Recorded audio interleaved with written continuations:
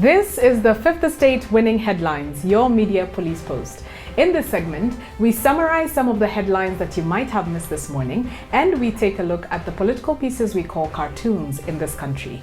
Today is the 21st of May 2020, and I am DM. I'm JM. And I am GK, and in case you missed the headlines, here they are. In the Daily Nation, stolen 328 billion shillings aid cash hidden abroad. In the Standard, Magic 8 hold key to RUTO's fate. And in the Star, walking away from DP RUTO. Let's begin with a Star. Did a song come to mind when you saw this headline? Oh, definitely, most definitely. One by Craig David, right? I'm walking away. There you go. Allow me to read a quote first.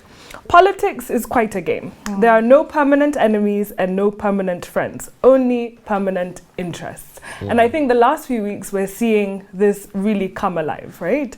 So basically the story is allies of the deputy president were seen to be signing a petition to remove Kithure Kindiki, who is the deputy speaker at the Senate. And so, you know, allies have said, such as Oscar Sudi, that this is a tactical retreat. They are doing this because they have been blackmailed, and they're doing this in order to survive for the long game, we assume. So there's going to be a special sitting on Friday in which they will discuss the removal, but the numbers are there. At least 48 senators have already signed the petition, 20 from Jubilee, and 6 DP loyalists. So the cards are written there for Kithure. The writing is on the wall. Yes, yes. Yeah. So what do we think about this headline? We have a 3-part criteria that we use to break down the headlines. We ask ourselves, is it topical or speculative? Is it repetitive or groundbreaking? And is it thoughtful or just plain lazy? It's very thoughtful and musical. So we keep it. And again, the Star, implies that this is the end game here is impeachment. Yes. That this is a show of might at the of numbers for the president. Yeah. The Standard is on the same wavelength. Yes. Also, they're talking about impeachment, and according to the calculations that the Standard has made, there are only 8 MPs, 8 members of parliament who stand in the way of the deputy president being ousted. Why does this number sound shocking? Through an impeachment. Now, according to the Constitution, and what the Standard has laid out, 233 MPs in the National Assembly are required to pass the motion before it goes into the Senate. Now, the RUTO's camp currently can count on the support of 124 MPs, also according to the Standard. So they only require 8. If 8 flip to the other side, he's gone. Then he's gone. Wow. And I guess what the Standard is doing is just demonstrating how easy it is for the impeachment motion to pass, or for the impeachment to be successful. Because 8 MPs are not a lot of MPs, and as we are seeing in the Star, people have been arm-twisted to do that which they would otherwise not have done, and Sudi is saying it is blackmail. So the same tactics can apply. I didn't think that the Uhuru Raila coalition is so close as only missing 8 MPs to getting to the 2/3 threshold. So this is big news. This is really big news from the Daily Nation. From the Standard. From the Standard. And they're being very bold. Yeah, absolutely, very, very bold. So this means impeachment is coming once again, inevitable. In fact, GK, right, they're being very bold. They've even quoted a mysterious Jubilee official who could be them, saying the DP's goose is cooked. You should choose your battles wisely. You cannot be a deputy president and be calling shots like the boss. So it's over. I'm telling you, the Standard is having a field day. It surely is. It surely is. Shall we move to the Daily Nation? Yes. So in the Daily Nation, a piece of sensational yellow journalism. I will tell you what that is. Anyway, the headline and the story is based off a report by the World Bank titled "Elite Capture of Foreign Aid: Evidence from Offshore Bank Accounts," published in February 2020. So the report says that during the years of 1990 to 2010, for the avoidance of doubt, during the years of Daniel Toroitich Arap Moi and Mwai Kibaki, Kenya's ruling elite siphoned 328 billion shillings worth of World Bank aid payments and stashed them in offshore accounts. And the study compared data on aid disbursements from the World Bank, as well as foreign deposits from a bank known as the Bank of International Settlements, which looks at how money moves across continents, across borders, and you know which accounts it's going to. So Jordan was ranked number 1 with 350 billion stashed away. Kenya number 2 with 328 billion dollars stashed away. Cote d'Ivoire number 3 with 1.28 billion dollars. Billion shillings, sorry, I beg your pardon, billion shillings, all those are shillings stashed away. And the reason I called it yellow journalism is an American term which refers to newspapers that present very poorly researched piece of news and you know, and craft it in a way that is meant to be sensational. Yeah. And that's the effect that the publishers, or the what do you call them, editors of the Daily Nation had hoped to achieve today, to convince the country that yet again there's another big corruption scandal. So a lot of Kenyans in the administration of President Uhuru Kenyatta. So if you actually read it, wasn't in our time. It wasn't in our time. Okay. It wasn't in our time. Yeah. Oh, interesting. So we toss that. In fact, that is to be flushed down the toilet. And also, why now? The country is going through such a critical time. The timing of this report is also quite questionable. Yeah. So we toss the nation. So who do we give our winning headline? We have Between the Standard, The Magic 8, and Walking Away from RUTO. I think Walking Away. Yeah? So there you have it. The Star gives us our winning headline. Toss the Standard. Onto the political pieces that we call cartoons in this country, where we also have a 3-part criteria. We ask ourselves, is it humorous or dry? Is it satirical or pessimistic? And is it effective or just plain lazy? Shall I begin with the Daily Nation? Please do. And so in the Nation, we have here a caricature of President Uhuru Kenyatta and Musalia Mudavadi. President Kenyatta is standing by the door in front of the KANU flag, attempting to lure Mudavadi into the room.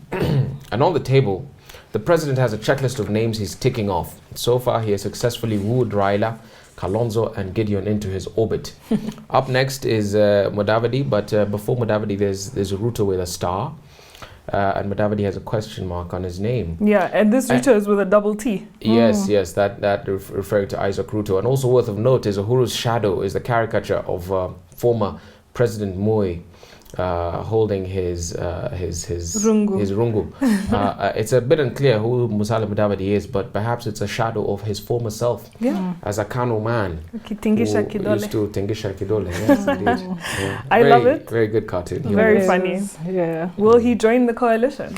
He seems to be the contrarian candidate in this one. He wants to do everything opposite. From what everyone is doing. I think he will. Shall we park it? Yes. We park it, yes. Very good. Let us move to the Star. Yep. So in the Star, we have a caricature of Uhuru Kenyatta and John Pombe Magufuli and Yoweri Museveni.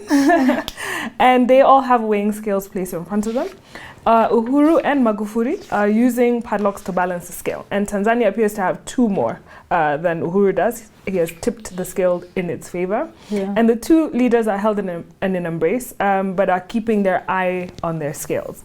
However, Museveni appears to be walking away, carrying a plate of ugali or maize meal. And below them, you can see the borders of their countries. And I think it's just what's been happening right now with, you know, secession of movement in and out of these borders and what this means. But Museveni, interestingly, is saying, let me show you guys how to... Yes, there's a video that he released where he was weighing, I think, 1 kg of ugali flour, which they call posho over there. Yeah. And apparently the exercise was to show people how to optimally consume the rations from the government. Don't be making ugali too much. But I thought it was funny, and I think it's interesting because Kenya and Tanzania have always been in a precarious sort of tense place when it comes to relations, and Corona might be the thing that just exposes or heightens certain tensions. Especially of goods. If we rely on imports from TZ and things like that for food, what does this mean for us? So who do we give our winning cartoon, or can we move to the Standard? Sorry, Casso.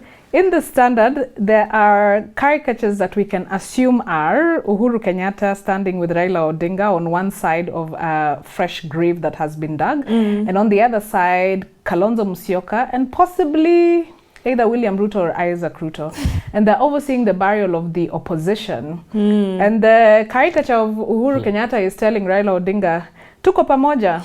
Ironically, the same phrase he used with William Ruto to defeat the same Raila in the 2013 polls. Yeah. The caricature of Kalonzo, if that is him, appears uncertain, while Isaac Ruto or William Ruto appears very stressed and worried over there. Yeah, I mean, Kaso, we don't know what your caricatures mean. Like, it's hard to tell who they represent, because they don't look like the people they're supposed to. But I guess he's telling us opposition as it stands in Kenya is dead. Yeah, it's dead and is about to be buried. So who do we give our winning cartoon yet again? Kanu. Yeah? Yes. Kanu? Daily Nation. Daily Nation gives us our winning cartoon. And what is our final thought? And now our final thought. This week we've been looking at speeches that changed the world. And today we're looking at Nelson Mandela's speech, An Ideal for Which I Am Prepared to Die, which he delivered on the 20th of April 1964 when he was an accused on the dock during the Rivona trial. So Nelson Mandela needs no introduction. He is arguably the most famous symbol of freedom in the world, in Africa and beyond. So after the trial where he gave this speech, he was sentenced to life in prison, but we know he served 27 years and went on to become president of the Republic of South Africa. So the speech was a powerful critique of violence and injustice during the apartheid times. And it begins with the famous words, I am the first accused. So just to give a bit of background, the apartheid government at that time during the trial had carefully choreographed the trial for one purpose, to discredit and to delegitimize the liberation movement led by Nelson Mandela and others who were standing at the dock with him. And they were attacking its political ideologies, to discredit them in the eyes of the South Africans and in the international community. So the prosecution in the trial did everything to depict that the defendants were actually terrorists, were communist terrorists. So, but in the speech, Nelson Mandela deconstructed apartheid and debunked the myths and accusations that were being leveled against them. In the end, some will actually say that in that trial, the accused became the accuser, and it was actually apartheid itself that was standing on trial. So one of the things that he addresses in the speech is the sovereignty of the liberation movement, the sovereignty of the ANC. Yes, he admitted that the ANC was getting support from outsiders, but the thoughts and the experiences that they were projecting were their own and not dictated by anyone that they were getting support from. Yeah. And in his speech also, he was very unapologetic about two things. The first one is that they were getting support from the Communist Party. And he said that the ANC had been cooperating with the Communist Party because they had a common goal. And in this instance, the common goal was to remove white supremacy. But he said that the cooperation did not mean that the ANC and the Communist Party had the same ideology. He said the Communist Party had the Marxist ideology of emphasizing class distinctions, but the ANC wanted to harmonize class. Yeah. So and he said that it was an unfair accusation for the ANC to be labeled as communist because history had so many similar cooperations. For instance, in the Second World War, Great Britain, America, and the Soviet Union got together to defeat Hitler. But after that, nobody called Roosevelt or Churchill communists. Yeah. And he said, and I quote, "Theoretical differences amongst those fighting against oppression is a luxury we cannot afford at this stage." Mandela was also not apologetic about being the founder of Umkhonto Wesizwe, which was or translates to the spear of the nation. This was the militant part or arm, the armed part of the ANC. Yeah, I was going to say the armed arm of the ANC. And in the speech further along, he describes why this was actually essential for them to, in addition to the non-violent interventions that they were doing, to also pick up arms against the apartheid government. Yeah, so maybe let me pick up on that. So Umkhonto we Sizwe, Spear of the Nation, was formed in 1961 or 1960 after the Sharpeville massacres. And so Mandela spends part of his speech sort of recounting the 50-year history of the African National Congress and its fight and its commitment to using negotiation, non-violent resistance to address the wrongs of apartheid. But they realize it's not working. So the Sharpeville massacres happen and they decide to form Umkhonto. So basically, Mandela explains this, and he says that it's important to dismantle apartheid and the multiracial democratic government, to establish the multiracial democratic government. However, he says that they were left with 4 options in terms of the forms of violence that were available to them. So Mandela outlines them. He says there is sabotage, there is guerrilla warfare, there is terrorism, and there's open revolution. And he says we chose to adopt the first method and to exhaust it before taking any other decision. So he says, in light of the political background and the economic situation in South Africa, sabotage seemed like the most logical one, because sabotage did not include the loss of life, and it offered the best hope for future race relations. So when they come out on the other end of this, so he was forward thinking in that way. And he said that bitterness in this way would be kept to a minimum. So in fact, the first mission they target is government buildings in Durban and Port Elizabeth in December of 1961.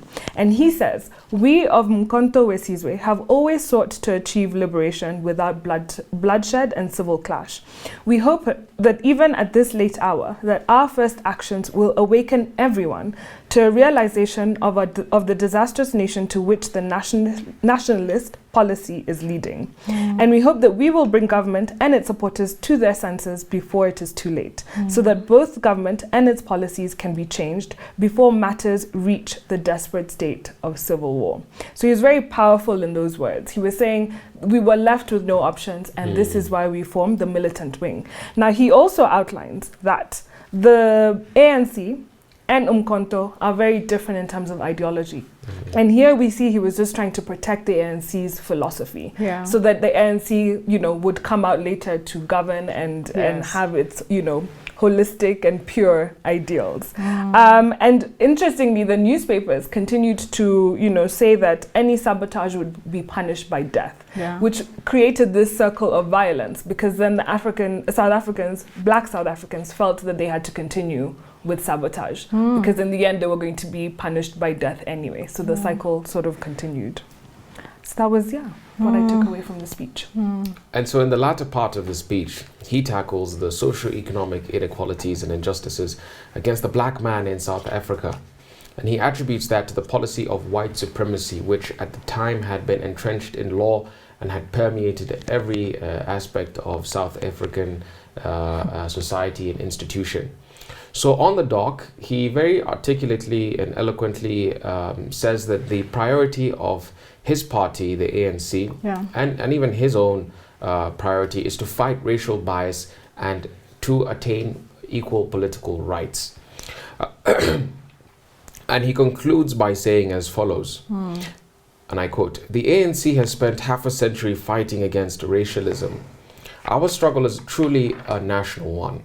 It is a struggle of the African people, inspired by their own suffering and their own experience. During my lifetime, I have dedicated myself to this struggle of the African people. I have fought against white domination and I have fought against black domination. I have cherished the ideal of a democratic and free society in which all persons live together in harmony and with equal opportunities." And finally, the last sentence. "It is an ideal which I hope to live for and to achieve, but if need be, it is an ideal for which I am prepared to die." Powerful. Now, what's worth noting is that when Mandela emerged from prison, I think it was 1990, he came out still with his same priority of achieving racial equality, of achieving democratic gains for the society. And so he stuck to his goal. He was very consistent, and even when he became president, he made sure that he remained faithful to that agenda from that he carried on from back in the day. Yeah. Wow. So on a day where we had a winning headline from The Star, have you tossed cartoons behind? And a winning cartoon from the Daily Nation, I want to leave you with this. Nelson Mandela once said, "I am fundamentally an optimist. Part of being optimistic is keeping one's head pointed at the sun and one's feet moving forward. So keep moving forward." Please subscribe to our YouTube channel, but also find us on TV. We're on GoTV, Pang Free to Air, and Star Times. Have a lovely evening.